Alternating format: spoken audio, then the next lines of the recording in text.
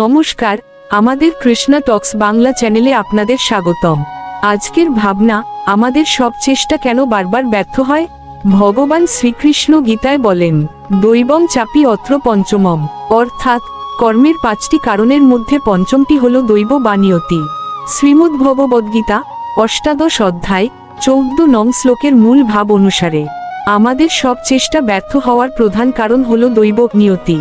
আমরা চেষ্টা করার সময় কেবল 4টি কারণ, দেহ, কর্তা, ইন্দ্রিয় ও চেষ্টা দেখি, কিন্তু আমাদের অতীত কর্মের ফলস্বরূপ যে নিয়তি বা দৈব আসে, তা আমাদের চেষ্টার ফলকে প্রভাবিত করে। যখন আমরা ভগবানকে সন্তুষ্ট করে কাজ করি, তখন দৈব আমাদের অনুকূলে আসে। এই ব্যর্থতা থেকে কিভাবে শেখা যায়, তা জানাতে পারেন। প্রতিদিন রাত 8টায় কৃষ্ণা টক্স বাংলা চ্যানেলের ধর্মীয় আলোচনা শুনুন।